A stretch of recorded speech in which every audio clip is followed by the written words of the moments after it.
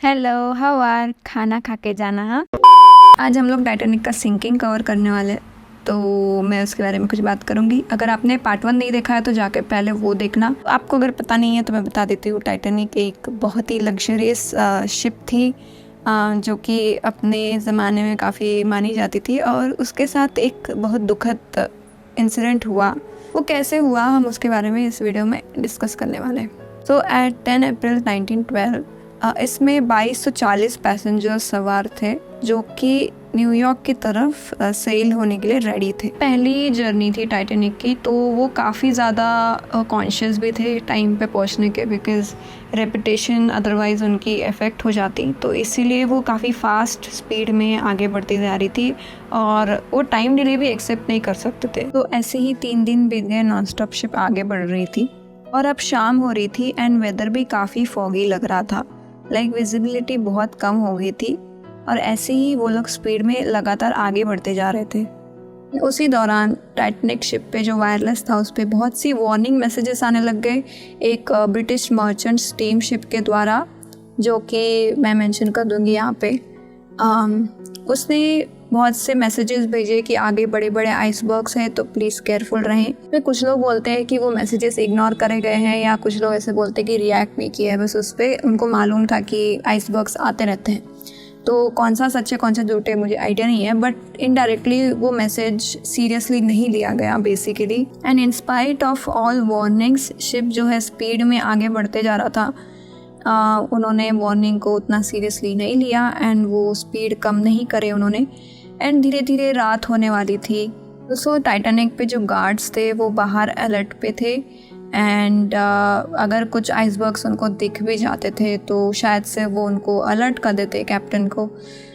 But हम ये सोच सकते थे, क्योंकि चलो ठीक है, वार्निंग इग्नोर कर दे कोई बात नहीं, बट एटलीस्ट गार्ड्स तो रहते हैं ना शिप पे, वो बता देंगे कि बड़े आइसबर्ग्स आने वाले हैं, मोड़ लो, धीरे हो जाओ, जो भी है बोलना।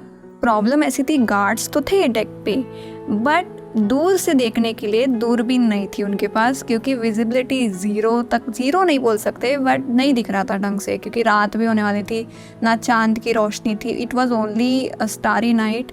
मैंने 2-3 वीडियोस देखे, 2-3 रिसर्च आर्टिकल्स भी पढ़े, तो उसमें वही मेंशन है कि चांद था ही नहीं। इसलिए बहुत से लोगों को पता भी नहीं है कि वो जो टाइटैनिक है वो बीच से टूटा है या साइड से ही अंदर गया है। तो बहुत से लोग अंदाजे पे बता रहे, नहीं तो बता देते ना कि दूर से कि अच्छा नहीं, बीच से क्रैक हुआ है या साइड से एक ही बार में गया है अंदर। तो लोग अंदाजे पे कर रहे हैं। मूवी भी उन्होंने अंदाजे पे ही बनाई है, किसी को मालूम ही नहीं है कि वो टूटा है बीच से या फिर फुल ही गया है पानी में।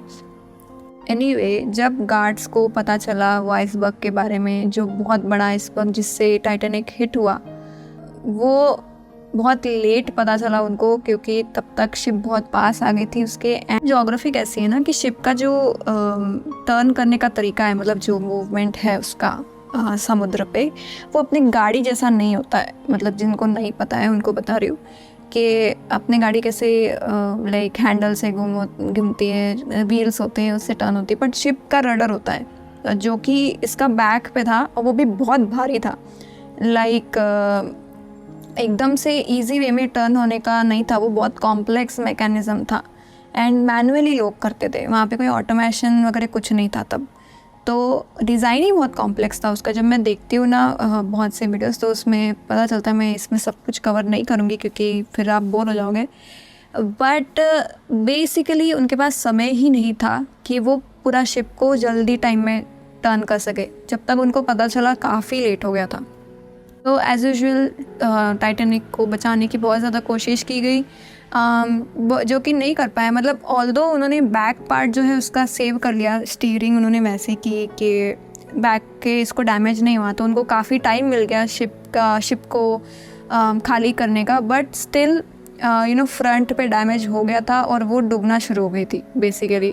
मतलब डैमेज ही ऐसा हुआ कि उनका जो हल था, जो कंपार्टमेंट बनाया था, अनसिंकेबल जो बोला जाता था जिस कॉन्सेप्ट से, वो वर्क ही नहीं किया, क्योंकि पानी भरता ही जा रहा था, वो रुक ही नहीं रहा था। तो जो हमारा अनसिंकेबल टाइटैनिक था वो सिंक हो रहा था धीरे धीरे। बट एक पॉजिटिव चीज़ ये थी कि उसको 2 घंटे 40 मिनट ओवरऑल सिंकिंग टाइम लगा था, तो टाइम था उनके पास कि वो इवैक्यूएट कर सके शिप को। मेजर नेगेटिव चीज़ ये थी कि लाइफ बोट्स बहुत सारे नहीं थे जो कि हेल्प कर सकते थे सारे पैसेंजर्स को इवैक्यूएट करे उसमें से। एंड ऑल्सो जो लाइफ बोट लॉन्च भी हो रहे थे ना, वो भी बहुत डिले हो रहे थे, लाइक 1-1 घंटा ले रहे थे लोग लॉन्च करने के लिए उनको। उसमें से कुछ लाइफ बोट डैमेज हो गए, तो सब लोग नहीं बैठ पाए। एंड जब मैं बार बार ये स्टोरीज़ सुनती हूँ, बार बार मैं वीडियोस देखती हूँ ना, तो और इंटरेस्टिंग लगता है मुझे, क्योंकि ऐसा लगता है कि ये शिप डूबने के लिए ही बनी थी, यू नो।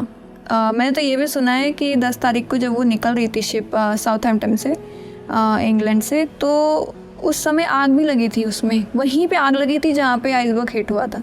बताओ, मतलब कैसे हो सकता है ये चीज़, लाइक। और ये भी सुना था कि एक बार क्रैश होते भी बची थी वो कोई शिप से। तो 3 बार हुआ ये, तीसरी बार डूबी गया वो बेसिकली। और वहाँ पे भी गार्ड्स के पास दूरबीन ना होना, वार्निंग्स को इग्नोर करना, एंड एंड टाइम पे पता चलना कि ये आइसबर्ग सामने खड़ा है। तो it is kind of like कि बहुत कुछ गलत हो गया उसमें, you know. And life boats भी नहीं है, बताओ, लाइफ बोट्स भी नहीं है कम्प्लीटली। इतना ओवर कॉन्फिडेंस कि अनसिंकेबल है तो लाइफ बोट्स डाली नहीं। और ठीक है, मतलब उनका कॉन्सेप्ट भी समझ में आता है मुझे कि शिप ही वैसी, शिप ही एक बड़ी लाइफ बोट है, तो क्यों लाइफ बोट्स लेना। बट स्टिल लाइक अगर रहता तो बहुत से लोग बच जाते हैं उसमें। और बहुत सी ऐसी खौफनाक स्टोरीज़ भी है उसमें। मैंने तो सुना है कि किसी ने लाइफ बोट पे भार कम करने के लिए लगेज फेंक रहे थे, उन्होंने एक बच्चे को ही लगेज समझ के पानी में डाल दिया, तो वो व्यक्ति को कितना ज़्यादा गिल्ट हुआ होगा। एनीवे, ये वीडियो मैं बात करती रहूँगी तो और लंबी हो जाएगी। मेरे को सिर्फ हाइलाइट्स देने थे इसमें कि कैसे वो सिंक हुआ। लोग बोल रहे थे कि बनाओ बनाओ, तो मैंने बना दिया। होप आपको वीडियो पसंद आई होगी। Let me know in the comments कि आपके क्या ओपिनियंस है, आपको क्या पता है शिप के बारे में, आप कमेंट कर सकते हो, मैं वो ज़रूर पढ़ूँगी। एंड मेरे को तो बहुत पसंद आता है यार, मैं रोज़ ना कुछ नया नया खोजती रहती हूँ शिप के बारे में, क्योंकि इसमें अनगिनत चीज़ है। इसका डिज़ाइन भी काफ़ी कॉम्प्लेक्स है, मतलब ऐसा नहीं है कि पुरानी चीज़ें तो एकदम भंगारी, ऐसा नहीं है, बस वो समय गलत था, ऐसे बोल सकते हैं कि ये हो गया, वो होना ही था इसलिए हो गया वो, और लोग उसी वजह से उसको याद भी करते हैं, पर दुख भी मनाते हैं क्योंकि बहुत से लोगों की मृत्यु भी हो गई इसी में। दर्दनाक मृत्यु हुई यार, कोई था ही नहीं, लाइक साइलेंट डेथ हुई है लोगों की। एंड ऐसे मेरे को तो नहीं बनना यार, ऐसे कुछ भी हो, लाइक समुद्र में कोई भी नहीं है सुनने वाला, एंड अंधेरे में मर रहे लोग ठंडे पानी में, माय गॉड। एनीवे, चलो फिर नेक्स्ट वीडियो में मिलते हैं, तब तक के लिए बाय बाय।